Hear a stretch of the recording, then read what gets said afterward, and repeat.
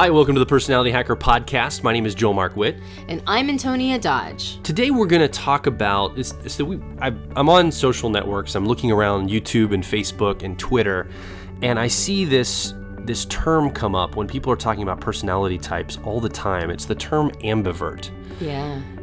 And obviously my speculation is it's used almost exclusively in the context of someone who believes that they're not introverted, they're not extroverted, they're actually a blending of the two. They are both extroverted and introverted, and there's no way you could pin them down on one or the other. In the Myers-Briggs system, for example, they're just too rounded. They have a plethora of introversion, extroversion, and there's no way to identify them as one or the other. So they call themselves ambiverts. Yeah, actually, recently we had somebody write in that was a limitation of Myers-Briggs, that it didn't acknowledge that there were ambiverts out there. That ambivert was not something that was adopted in. It requires you to determine which side of the dichotomy you're on. You're either an introvert or an extrovert, and that's a limitation of it. And what's fascinating about that is they're right and wrong at the same time. They're both right and wrong. When you're just looking at the four-letter code of Myers-Briggs, introvert, extrovert, sensing, intuition, thinking, feeling, judging, perceiving, and we actually did an entire podcast on the description of what all of those mean. We talked about the etymology of what those are, meaning that not just the behaviors that spring from those four dichotomies, but really like what's the wiring going on in the mind. And when you're just looking at the four-letter code, it's accurate. It makes you choose one side or the other, right? You're either sensor or intuitive. It's kind of forced choice, basically. Yeah. You got to be one or the other. Yeah, exactly. However, that was not intended to be the full picture or the full story. When Isabel Briggs Myers and Catherine Briggs came up with that system, they were intending for that to be like a decoder ring into what are called the cognitive functions of your mind. And that was based on Jungian psychology. That was based on different components of our wiring that indicate a way of interacting with reality, either through learning new information or making decisions. Mm-hmm. There's 8 different cognitive functions, and we all have favorites. We play favorites with these 8. 4 of them are learning styles, 4 of them are decision-making, and we have one learning style that's our favorite way of learning, and we have one decision-making style that's our favorite way of making decisions or evaluating information. And what's fascinating about that is when you get to that cognitive function, what can be called a stack, we call it the car model, right? There's basically 4 different cognitive functions or mental processes that are going to influence your personality type more than the others. I just want to hone in on the 2 of them, though, the ones that we call the front seat passengers, or the first 2 cognitive functions. The way that it plays out in Myers-Briggs is that these 2 mental processes, one of them is going to be an introverted mental process, or a way for you to interact with your inner world, and one of them is going to be an extroverted process, or your way of interacting with the outer world and getting outer world feedback. And if your favorite mental process or cognitive function is introverted, then your co-pilot or secondary process, auxiliary is what it's technically called, is automatically extroverted. And vice versa. If your driver is extroverted, then your co-pilot is automatically going to be introverted. So these are the dominant parts of who you are, and one of them is introverted, one of them is extroverted, and that's just how it works.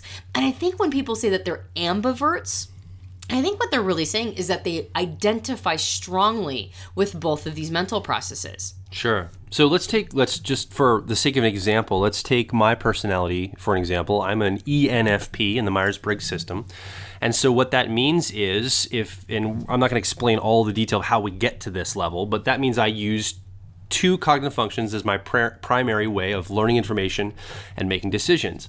I lead with a process. And again, this is getting a little technical for you. If you haven't gone down this road yet, there's some articles on Personality Hacker to go down this road. But I lead with a process called extroverted intuition. And we've nicknamed that exploration. It's an extroverted process. It's very intuitive. I'm in the outside world looking for patterns to connect. I'm making a lot of connections in the outside world and using my intuition for that. But I counter that, but the second part of my personality, because I'm an ENFP, the second cognitive function I use is a process called introverted feeling. And it's a very introverted process. It's about getting in touch with the core values, what I find to be important, how I feel personally about an issue, my identity, my intent, all of these things that are coming in. And so in any context that I'm in, I'm going to be engaging with these two mental processes to make my way in the world. If I'm in an extroverted space, if I'm at a party, or if I'm out talking to people, I'm going to use a lot of my extroversion. I'm going to be using a lot of my intuition. That's an extroverted process. We actually talked about intuition in some past podcasts as well, and I'd recommend you go back and listen to some of those. It's really great stuff and give you some really deep insight into how these different processes work. But then if I'm in a reflective mode, if I'm in a journaling mode, or I'm quietly going on a walk by myself, I'm going to be in more of an introverted space, and I'll be accessing that introverted feeling part of me. And so we can see these two parts of my personality in particular.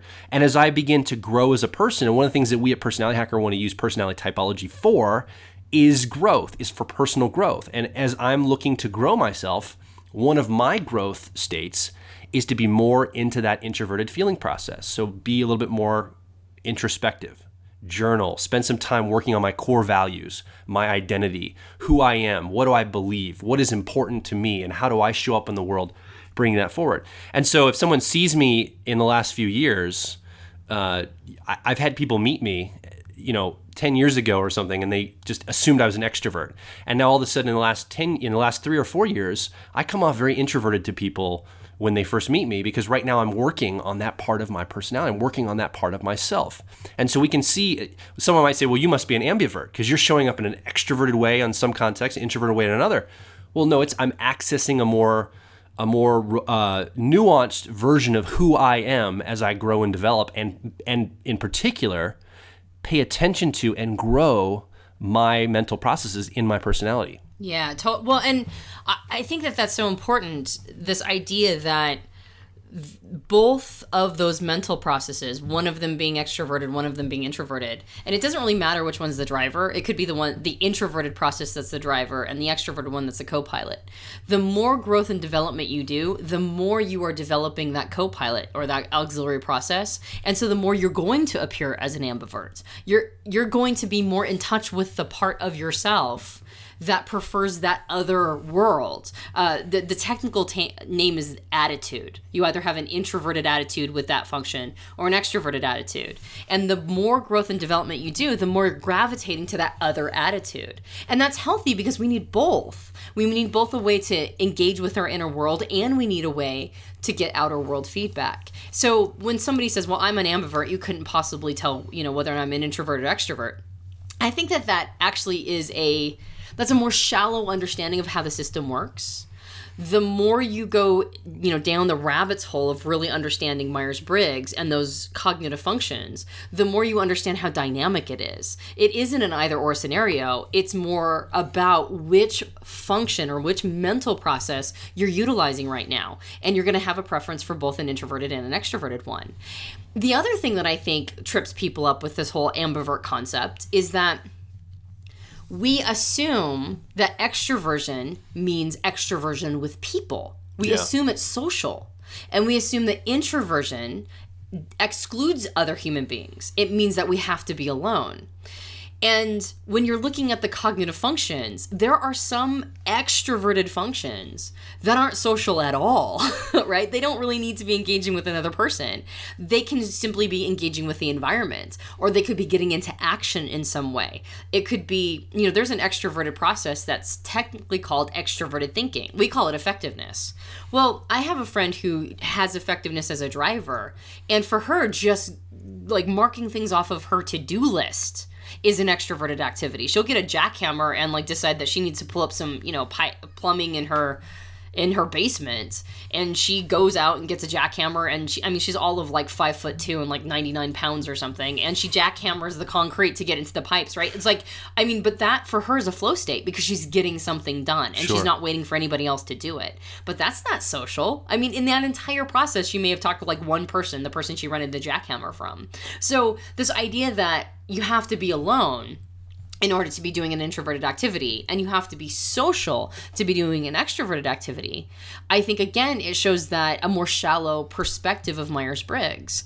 There are mental processes that are extroverted but are not social. And just on the opposite side, there are introverted processes that very much touch in with other people, and having relationships and engaging with other people help flesh those introverted processes out. So it's not so much about whether or not you like to be alone or be around other people. It's about the mental processes you're utilizing and which ones are your favorite. Now, what makes you an introvert or an extrovert in the Myers-Briggs system is which of those 8 mental processes is your favorite. Okay, so you choose, there's 4 that are judging or decision making, 4 that are learning or understanding. And you're going to pick 1 from the decision making, that's your favorite way to decide, and 1 from the learning, that's your favorite way to learn. And of those 2, 1 is going to be your favorite of those 2. You're either going to have a preference for decision making or a preference for learning. And again, 1 of them is going to be introverted and 1 of them is going to be extroverted. So as an extrovert, what you're really saying, if I'm an ENTP and I'm an extrovert, what I'm really saying is an extroverted process, extroverted intuition, is my favorite process. Well, extroverted intuition doesn't necessarily need people around. I can be utilizing the extroverted intuition or exploration process without a single human being in my sphere. Yeah. But it's still my favorite mental process to use. It's still my flow state. It's still the way that I identify myself. So I'm still an extrovert because that is my favorite. But that doesn't mean I have to be around people all the time. And for me, like you just mentioned, the ENFP mental processes, for me, I use as my co-pilot a process called introverted thinking, or what we call accuracy. And introverted thinking sometimes requires me to go get data and information from other human beings, right? So I go get information and data from another person, and I'm figuring it all out inside of me. But a part of that process was associating with others in some capacity.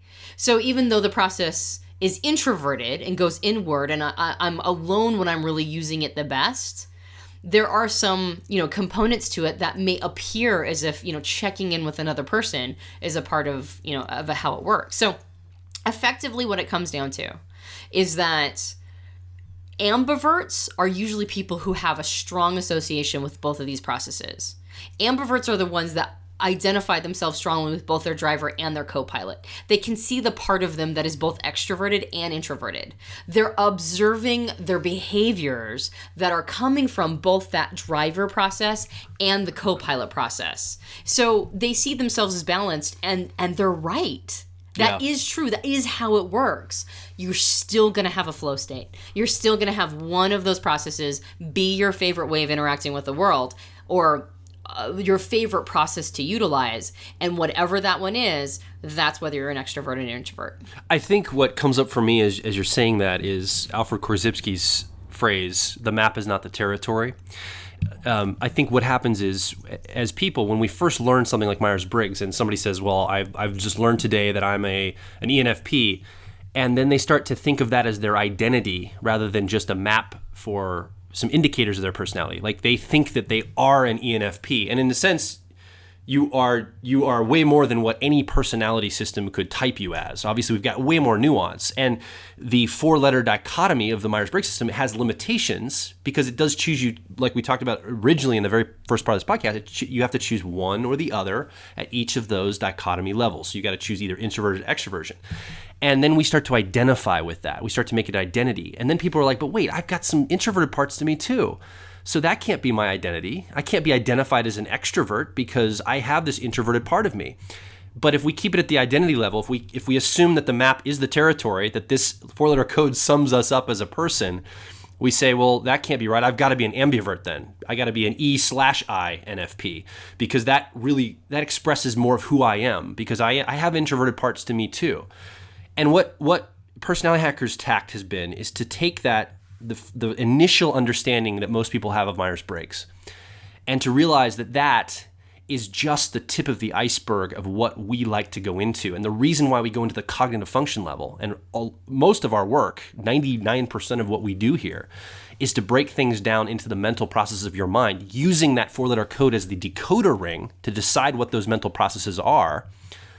That's where the gold is mined, because then it gets down to the nuance level and shows you that there is so much more nuance to your personality than one 4-letter code could illustrate. Yeah. And this is just one system. let alone all the other systems like Enneagram, Graves model. We've talked about a lot of these on the podcast before. This is just one system. So I think the caution is don't mistake the map for the territory. Don't mistake your identity.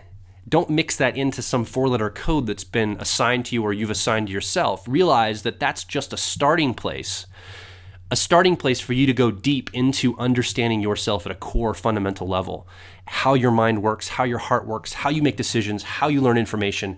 And it's an infinitely expandable system to take in the fidelity, if I can say that word, the fidelity of all 7-point-some billion people on the planet. It's just an indicator. It's something that will give you some impression of who you are. It is not who you are. So don't get caught up in that identity level. I think that's part of where the trip up comes and why this ambivert idea has sprung up as well. Yeah, and I think the other part of it too is because I think people hold on to it too tightly, then when they see something that they perceive as a weakness in the system, suddenly the entire system, like the baby gets thrown out with the bathwater. Like suddenly there's nothing useful there because they found the flaw in the system. And it's more of a case of seen through a certain lens. Seeing the map, the territory with this particular map is extremely helpful and limited and helpful, right? Like don't overvalue it either direction. Don't assume that it has to have every possible component written into it in order for it to have value. And at the same time, don't overvalue it by thinking that it explains everything. Because the truth is someplace in the middle.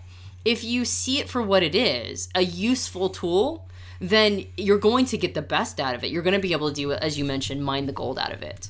And then once you mine the gold out of it, now all this application is really, really handy. Like you're like, oh, wow, so that's my driver process. And if I'm depressed, wow, maybe I should get into that driver process so that I'm getting energy by doing that, that activity.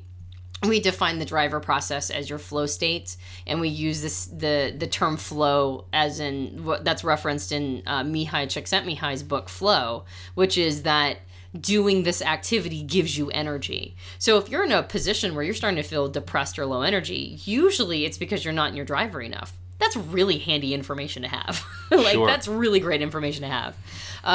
What is the highest leverage growth opportunity for you? We really strongly believe that that's that co-pilot process. That's really handy information to have too. So if you see it as a tool for development, it's super handy. If you see it as an encapsulation of identity, then now you've overvalued it. Absolutely. If you believe it's your full identity, you have massively overvalued the system. And if you believe that it's a flawed system that's not useful because it can't be your full identity, now you're having an unrealistic relationship with the map. Right? Certainly. Nobody believes that any map is complete, right? I recently heard a great illustration from we just got the Robert Anton Wilson 5-part series. Robert Anton Wilson Explains Everything, or Old Bob Exposes His Ignorance, which is fantastic. And he was trying to explain Alfred Korzybski's concept of the map is not the territory. And he said, well, take Dublin, for example. He goes, a complete map of Dublin would not only include everything that's happened now, but it would have to include everything that happened over the last 1,000 years of the city's existence. And it would have to include every human that ever entered and exited Dublin. And it would have to include all these hundreds of millions of rats and hundreds of billions or trillions of germs. It would have to include absolutely everything for the last 1,000 years. That would be an accurate map. That would be accurate, right? That would be an absolutely spot on, massively inclusive, exhaustive map. And it would be useless. Right? He said that map would be completely lacking use. You would not be able to use it. It would be a totally useless map. Way too much information. So the point of a map is to simplify, right? The point of a map is to go, this is the terrain as it is now, and I'm going to be utilizing this understanding of the terrain based on the context that I'm exploring the terrain with this map. I think of the difference between like a topographical map versus a flat map.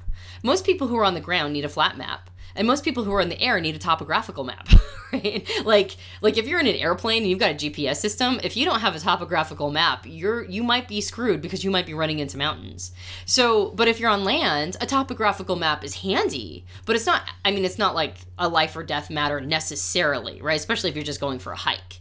So you're going to need different styles of maps depending upon the context you're using the map for.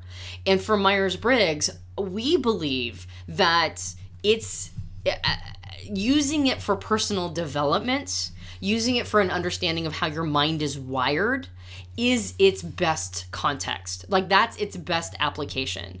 But we feel like if it was your full identity, right, it would be a useless map. Because now you'd have to have every moment of every day that you spent. You'd have to have every person who came in and out of your life, every experience you've ever experienced, every, like it would be any map that's going to be a complete picture of who you are as a human being. Any single map is going to be unusable because it's way too much information, which is why we chunk our identity up, right? We say, okay, who am I in relationship to the people in my life, right? That's one map. Who am I based on my strategies for getting through the world? That's another map. Where am I at in my personal development? That's another map. How is my brain wired? That's another map. So chunking up who you are into all these different maps, that makes it usable, right? It's like the difference between 1,000-year-old Dublin map that had everything that ever had happened in Dublin versus a map of Dublin right now if you're going to go, travel as, say, tourists, right? Exactly. Right? You're going to want all the great restaurants on that map. You're not going to necessarily want where every rat lived, in the 1,000-year history. So it really depends on the context. But to throw out the baby with the bathwater, I think is premature. I think it does a disservice to a map that's, pretty handy. It's just the concept of the ambivert. I think that's both true and untrue. So holding space for how it's true and holding space for how it's untrue, not overvaluing and not over-identifying with this concept of ambivert, but understanding that it's both your driver and your co-pilot process together and your relationship with them. I think that makes it a super handy way of coming at this idea. Yeah, if you're an ambivert, you're listening, and you've come down to the point where you said, I just don't identify with extroversion or introversion fully. I feel like I've got both parts inside of me.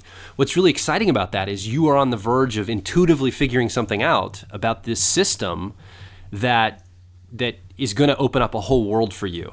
So keep with this thought, because it's actually, we're saying that ambivert doesn't really exist in the sense that you can't, by dichotomous nature, you can't be extroverted and introverted. Well, at a dichotomous nature. To be a true ambivert, you would have to have two cognitive functions at war with each other, Exactly. vying for dominant status. Absolutely. And that's not how the brain works. Exactly. And so go down this rabbit hole. Keep pursuing this. And the great place, obviously, we're going to say is right here at Personality Hacker. We've got a lot of articles on what these cognitive functions look like. How does this expand into your personality? And again, if you take our test and you decide to get the premium profile, where you download the actual profile, you get all of this spelled out for your specific personality type. We'll show you what those cognitive functions are in your brain. We'll show you why that extroverted, introverted attitude of cognitive function is there, and we'll make that very understandable for you. And that's what we love to do, because if you've got this inkling like, man, I feel like I'm an ambivert, you're kind of right, and keep going down that road. I'm really excited for you because you're on the verge of diving below the surface and seeing what's under the tip of the iceberg, which is really exciting.